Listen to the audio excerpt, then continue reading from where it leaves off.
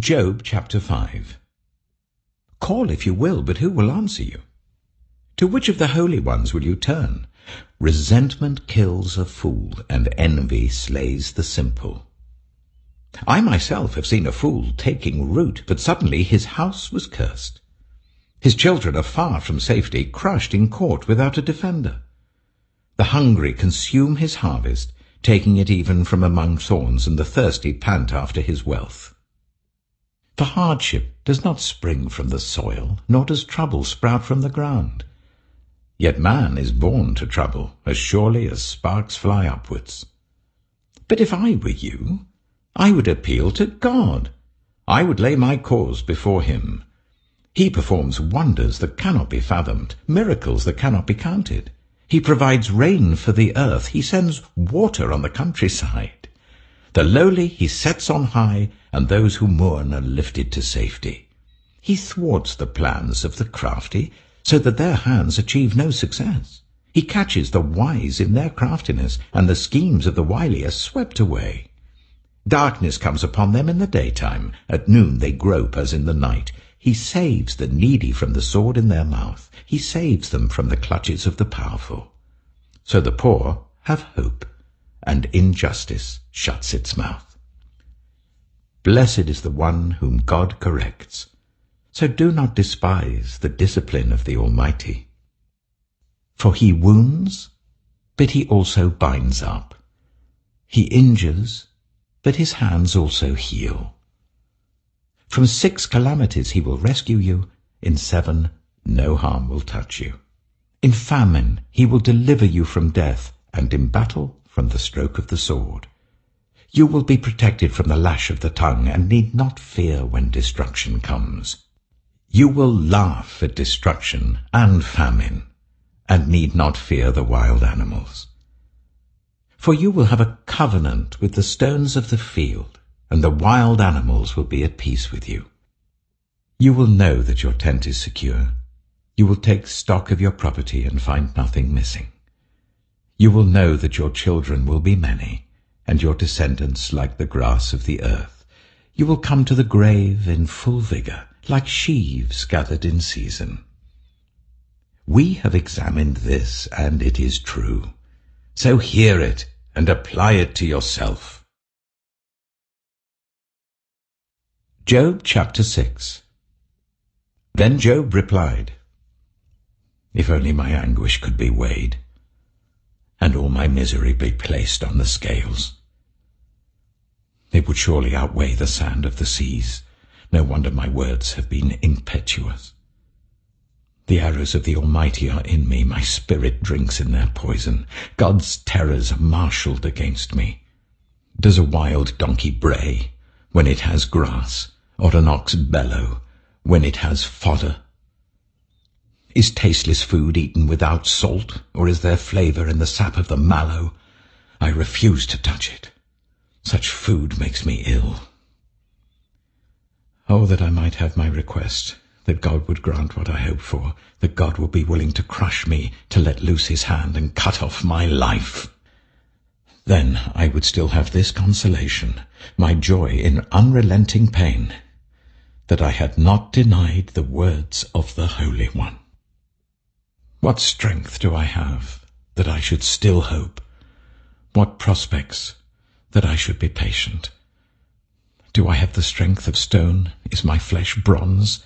Do I have any power to help myself, now that success has been driven from me?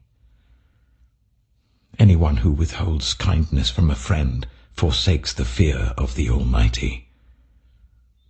But my brothers are as undependable as intermittent streams, as the streams that overflow when darkened by thawing ice and swollen with melting snow, but that stop flowing in the dry season and in the heat vanish from their channels. Caravans turn aside from their routes. They go off into the wasteland and perish. The caravans of Tema look for water. The traveling merchants of Sheba look in hope. They are distressed because they had been confident. They arrive there only to be disappointed. Now you, too, have proved to be of no help. You see something dreadful and are afraid. Have I ever said, give something on my behalf, pay a ransom for me from your wealth, deliver me from the hand of the enemy, rescue me from the clutches of the ruthless? Teach me, and I will be quiet. Show me where I have been wrong. How painful are honest words. But what do your arguments prove? Do you mean to correct what I say and treat my desperate words as wind? You would even cast lots for the fatherless and barter away your friend. But now be so kind as to look at me.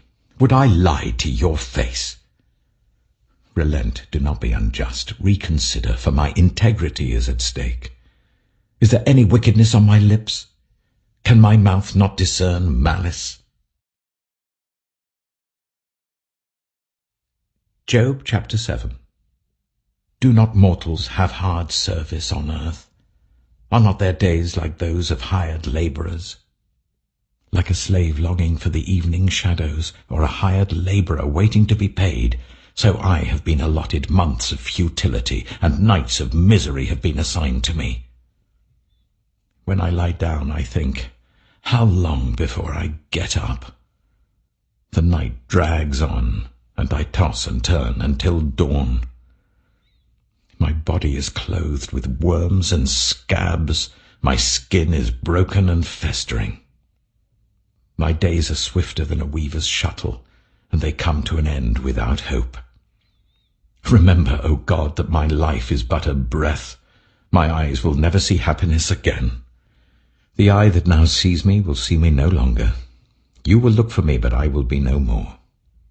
As a cloud vanishes and is gone, so one who goes down to the grave does not return. He will never come to his house again. His place will know him no more. Therefore I will not keep silent. I will speak out in the anguish of my spirit. I will complain in the bitterness of my soul. Am I the sea, or the monster of the deep, that you put me under guard? When I think my bed will comfort me, and my couch will ease my complaint, even then you frighten me with dreams and terrify me with visions, so that I prefer strangling and death rather than this body of mine. I despise my life. I would not live forever. Let me alone. My days have no meaning. What is mankind that you make so much of them, that you give them so much attention, that you examine them every morning and test them every moment? Will you never look away from me, or let me alone even for an instant? If I have sinned, what have I done to you? You who see everything we do. Why have you made me your target? Have I become a burden to you? Why do you not pardon my offences and forgive my sins? For I shall soon lie down in the dust. You will search for me, but I shall be no more.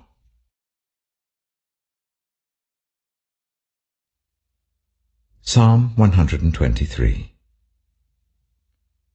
I lift up my eyes to you who sit enthroned in heaven. As the eyes of slaves look to the hand of their master, as the eyes of a female slave look to the hand of her mistress, so our eyes look to the Lord our God, till he shows us his mercy. Have mercy on us, Lord, have mercy on us. For we have endured no end of contempt.